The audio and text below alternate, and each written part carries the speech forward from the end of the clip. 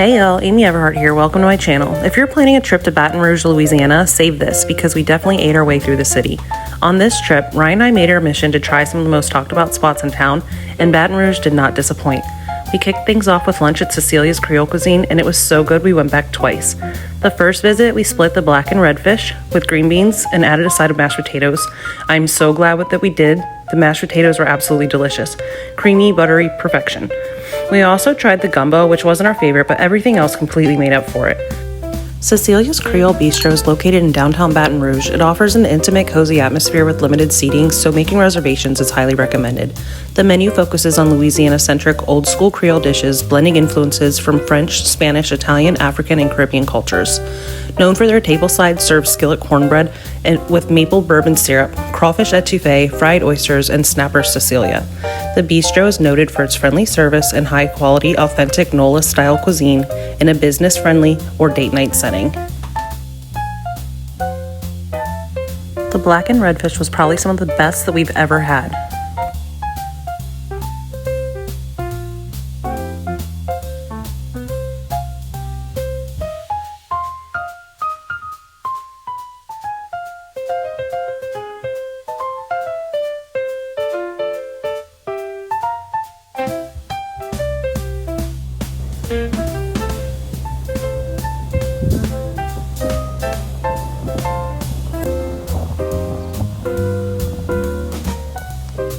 The next day, we came back for round two. Ryan ordered the fried catfish topped with crawfish étouffée, and I went with the steak frites. Both dishes were absolutely delicious.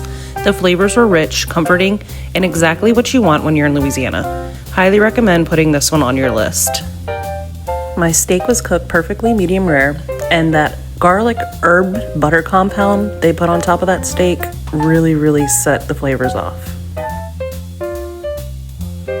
Built in 1936 by Jesse Lee Colonel Shepard, a pilot and entrepreneur who taught Barry Seal to fly and served as a chauffeur for Governor Huey Long.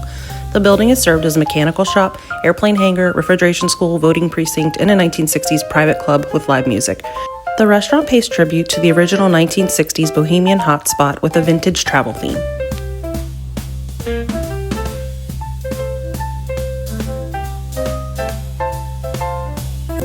For dinner the following evening, we headed to the Colonel's Club for a more elevated night out. I ordered a dirty martini with blue cheese stuffed olives, and let me just say, 10 out of 10. I would absolutely order again. The atmosphere was beautiful and the service was excellent. Ryan got the short rib bolognese, super tender, and the pasta tasted homemade. I can't confirm it, but it sure tasted like it. I went with the steak frites again, but this time upgraded to the Parmesan truffle fries, an upgrade I will never say no to. My steak was cooked perfectly and those fries were absolutely heavenly.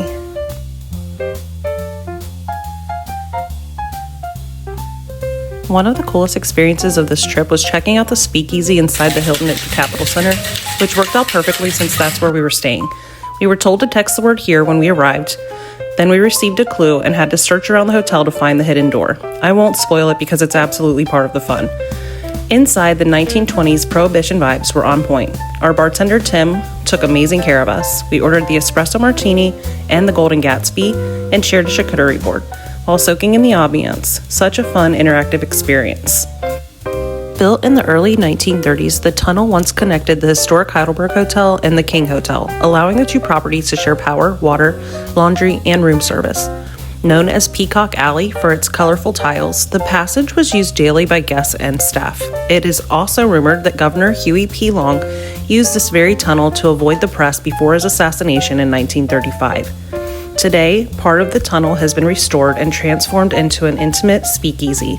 Here, history and craft come together beneath the Hilton Baton Rouge Capitol Center. Don't forget to ask your bartender about the tunnel's secrets. Ryan ordered the seasonal espresso martini, and I went with the Golden Gatsby, a vodka, Lily Blanc, mango, peach schnapps, lemon juice, and champagne. If you like bubbly, fruity cocktails, this one's your go-to. But they also had other things like a spritz, a midnight confidential, and the passion elixir, which I ordered later on. If you know me, I love anything with passion fruit, and then they went and added tequila, so say less.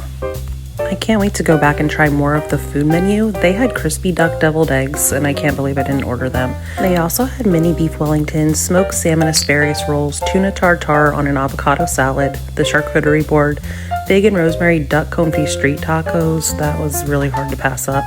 The Huey sliders and a watermelon feta salad. They have a dessert trio and a bundt cake as well. Don't forget to check out the tunnel while you're there. It holds a couple of secrets. I don't want to give away everything because that's kind of the idea of a speakeasy, is to be surprised. So I hope you'll add this place to your list.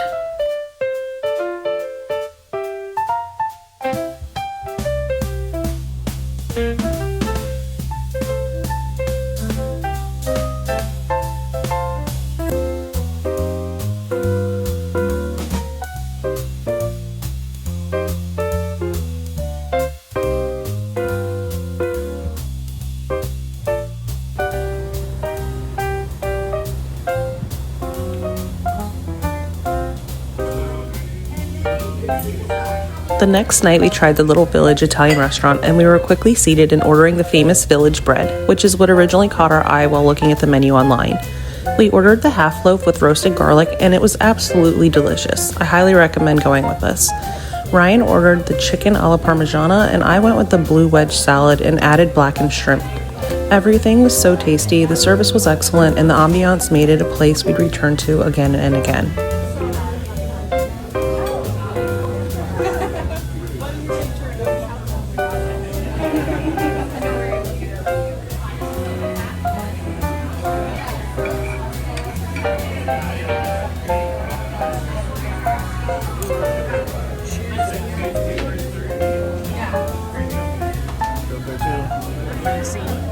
Yeah, and Mr. And like you're gonna have a good time. Thank you. Who needs it? Before heading back to New Orleans, we made one last stop at Elsie's Plate and Pie, a spot I had seen another couple feature on YouTube. There was a line before they even opened at 10 a.m. on a Saturday, so I knew it had to be good. What I didn't expect was for it to be exceptional. This place is a must when visiting Baton Rouge. I ordered the Garden District Spritz, made with house-infused cucumber vodka, Saint Germain, lemon juice, fresh mint, strawberries, and top with champagne.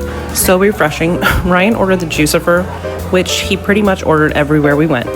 I started with the ruby salad, baby greens, smoked Gouda, bacon, avocado, fried onions, tomatoes, croutons, roasted garlic vinaigrette, and it was absolutely delicious. Ryan got the fried chicken with red beans and rice and was in heaven. I went with the seafood pot pie and it was phenomenal. And you cannot go to a place with pie in the name and not order pie. So we got the coconut cream pie and it was ridiculously good. Baton Rouge truly surprised us with the food scene. From Creole comfort dishes to elevated steak frites, speakeasy cocktails, Italian classics, and unforgettable pies, this trip was full of flavor. If you enjoyed these Baton Rouge highlights, make sure to like, comment, and subscribe for more of our food and travel adventures. Where should we eat next?